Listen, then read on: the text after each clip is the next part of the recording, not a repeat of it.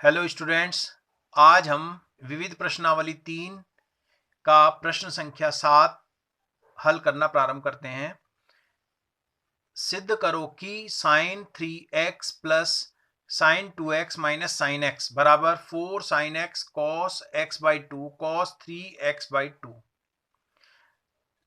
ठीक है, left hand side ये हमें इसके बराबर सिद्ध करना है। तो लेफ्ट हैंड साइड क्या है, साइन 3x प्लस 2, इसमें क्या लगाया हमने, सूत्र लगाया sine a minus sine b का।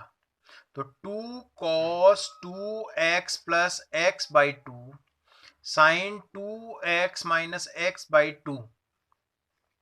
तो यह आ जाएगा sine 3x plus 2 cos 3x by 2 sine x by 2।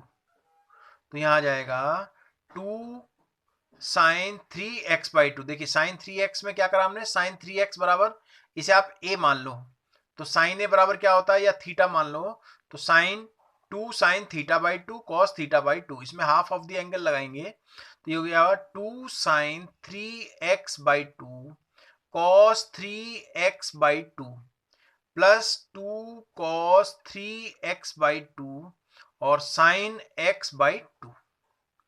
तो यह आ जाएगा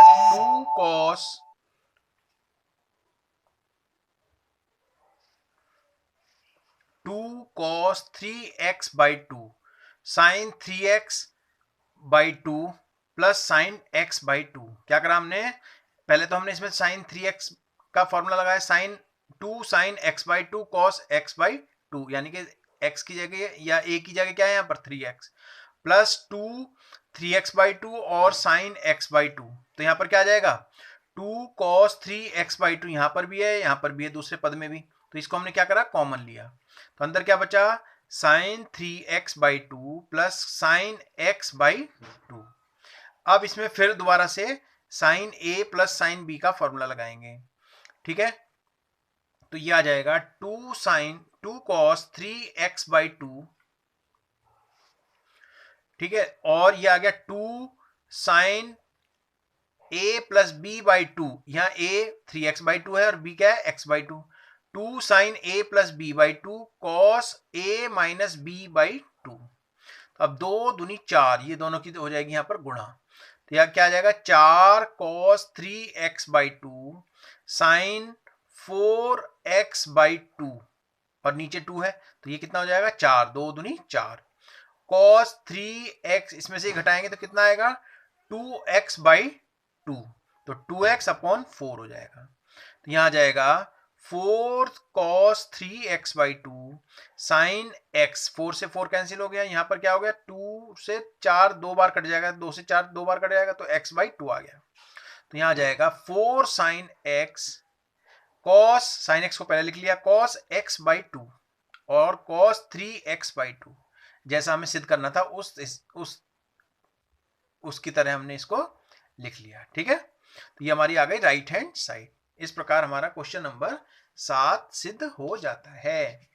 अब है क्वेश्चन नंबर 8, देखिए जरा ध्यान से।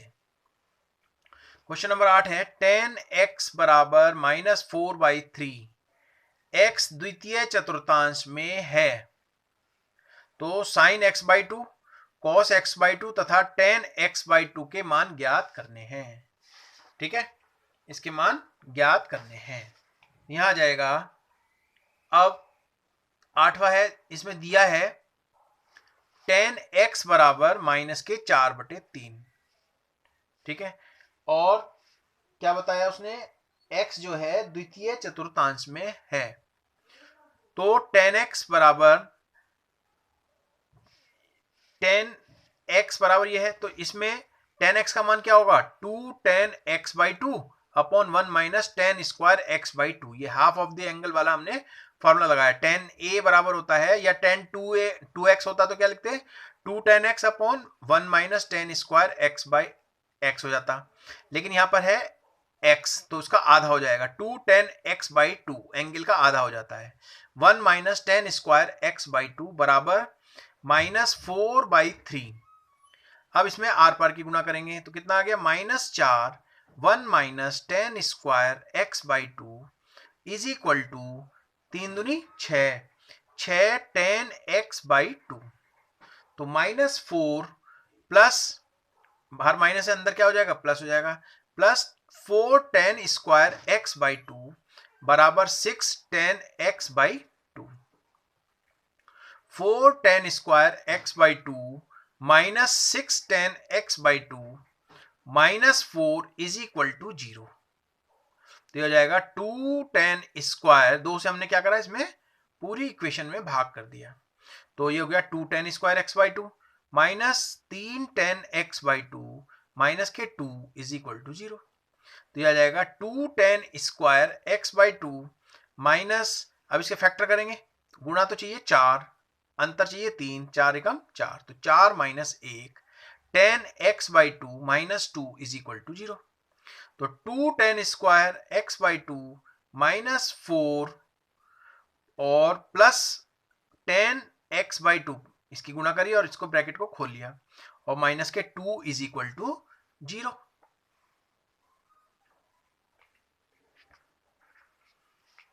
ठीक है, अब आप ध्यान से देखिए, अब इसमें 2 tan x/2 कॉमन ले लिया पहले दो में से, तो अंदर क्या बचेगा, tan x/2 माइनस के 2, ठीक, प्लस 1 कॉमन लिया, यहां क्या बचा, tan x/2 minus 2 is equal to 0। अब जो है tan x/2 माइनस 2 इसमें कॉमन आएगा, तो अंदर क्या बचेगा, 2 tan x/2 प्लस 1 बराबर 0। यदि tan x/2 minus 2 is equal to 0, तो tan x/2 कितना हो जाएगा, 2 के बराबर हो जाएगा। यदि tan x/2 बराबर, इसको हमने 0 के बराबर करेंगे, या तो ये 0 होगा या ये वाला ब्रैकेट 0 होगा। यदि हमने पहले ब्रैकेट को 0 किया तो tan x/2 कितना हो जाएगा, 2 के। तो sin x बराबर, sin x का क्या सूत्र होगा, x/2 के पदों में 2 tan x/2 upon 1 plus tan square x/2। तो tan x/2 का मान रखेंगे 2 into 2 upon 1 plus tan square x/2, tan x/2 का मान कितना है यहाँ, 2, तो tan 2 की पावर 2 आ जाएगा। ठीक है, tan x/2 का मान रखा तो स्क्वायर हो गया, तो ये कितना हो गया, 2 दूनी 4 और 4 और 1 5, यहाँ 5 आ गया। तो sin x का मान कितना आ गया, 4/5। ठीक, अब इससे हम cos का मान निकालेंगे। cos x बराबर कितना है, देखिए cos x बराबर का इसका सूत्र होता है 1 minus tan square x/2 upon 1 plus tan square x/2।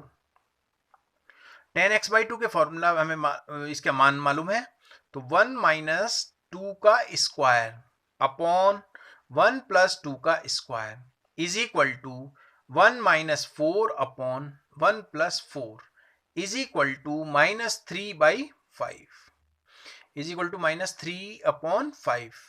तो cos x बराबर कितना आएगा, माइनस के 3/5। cos x बराबर कितना आ जाएगा, -3/5। ठीक है, तो ये आ जाएगा 1 minus 2 sine square x/2 is equal to cos x। 1 minus 2 sine square x/2 is equal to क्या होगा, cos x। तो cos x, तो इससे हमने क्या निकालना है, 2 sine square x/2 is equal to 1 minus cos x। तो ये हो जाएगा 2 cos square 2 sine square x/2 is equal to 1 minus -3/5। ठीक है, तो cos x का मान हमने निकाला हुआ -3/5, तो इससे साइन स्क्वायर x/2 बराबर कितना हो जाएगा, 1 माइनस माइनस की गुणा प्लस हो जाएगी 3/5। 2 sine square x/2 is equal to हो जाएगा 5 और 3 8, 8/5। ठीक है, 8/5। तो 2 sine square x/2 is equal to हो जाएगा 8/5। Sine square x/2 is equal to 8/2 गुणा 5, तो 8 कितना हो जाएगा, 10। ठीक, तो आगे अब इससे साइन x/2 का मान निकाल लेंगे। साइन x/2 कितना होगा, √ प्लस माइनस 4/5, तो ये हो जाएगा 2/√5। ठीक है, चूंकि x द्वितीय चतुर्थांश में है, तो अगर हम इसका आधा करें वो भी द्वितीय चतुर्थांश में ही होगा, इसलिए इसका मान क्या लेंगे हम, धनात्मक लेंगे। cos x is equal to 2 cos square x by 2 minus 1। तो इससे 2 cos स्क्वायर x बाई 2, तो हमें sin x by 2, cos x by 2 और tan x बाई 2 निकालना है। तो इससे हम क्या करेंगे, 2 cos square x by 2 is equal to minus 3/5 plus 1। 2 cos square x by 2 is equal to minus 3 plus 5, इसकी गुणा यहां करेंगे तो माइनस 3 प्लस 5/5, तो ये हो जाएगा 2 cos square x by 2 is equal to कितना आएगा, plus 2/5।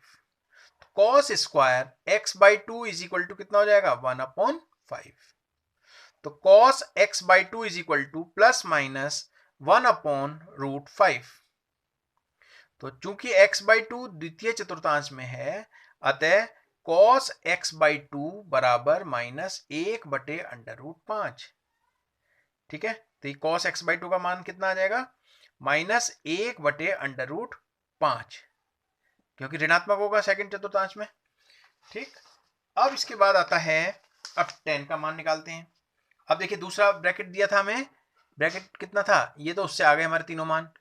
2 tan x by 2 plus 1 is equal to 0। एक तो पहला ब्रैकेट 0 था, तब हमने साइन cos tan बाई 2 के मान निकाले।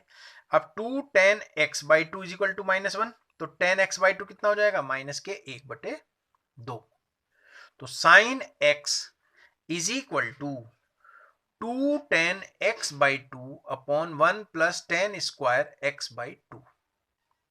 ये मान रख देंगे, इसमें tan x बाई 2 का मान रख देंगे, तो ये आ जाएगा साइन x बराबर 2 into minus 1/2 upon 1 plus minus 1/2 का square is equal to minus 1 upon 1 plus 1/4 is equal to minus 1/5/4, यानी कि माइनस के 4/5। ठीक, अब चूंकि x द्वितीय चतुर्थांश में है, अतः sin x धनात्मक होना चाहिए। x क्या है, द्वितीय चतुर्थांश में है, अतः sin x क्या होना चाहिए, पॉजिटिव होना चाहिए। परंतु यहां sin x ऋणात्मक आता है। यहां पर क्या है, sin x क्या आ रहा है, x द्वितीय चतुर्थांश में है तो sin x क्या होगा, धनात्मक आना चाहिए। परंतु यहां sin x ऋणात्मक आ रहा है, अतः tan x बाई 2 बराबर क्या होगा, माइनस 1/2। ये अमान्य है, क्योंकि sin x क्या आ रहा है, यहाँ पे ऋणात्मक आ रहा है ना। तो sin x क्या आना चाहिए, धनात्मक होना चाहिए, लेकिन ये गलत आ रहा है। इसका मतलब tan x बाई 2 का जो मान माइनस 1/2 आ रहा है वो अमान्य है। कौन सा मान्य है, तो tan x by 2 is equal to 2 जो मैंने बताया था, जिससे हमने और मान निकाले, वो वाला मान्य है। ये मान्य से इसलिए इसको छोड़ने पर इसको हम सॉल्व नहीं कर सकते, क्योंकि ये चिन्ह परिपाटी को फॉलो नहीं कर रहा। ठीक है ना। अब है क्वेश्चन नंबर 9। देखिए ध्यान से, क्वेश्चन नंबर 9 क्या है, cos x is equal to minus 1/3। इसी तरह का सवाल है, x तृतीय चतुर्थांश में है, तो हमें क्या निकालने हैं, sine x by 2, tan x by 2 और cos x बाई 2 और tan x बाई 2 ज्ञात करना है। तो cos x बराबर कितना है, माइनस 1/3। तो 2 cos square x by 2 minus 1 is equal to minus 1/3। तो 2 cos square x by 2 is equal to minus 1/3 plus 1, तो कितना हो गया 3, और ये हो जाएगा 2/3 आ जाएगा। cos square x by 2 is equal to 1/3। ठीक है, ये कितना आ जाएगा, 1/3।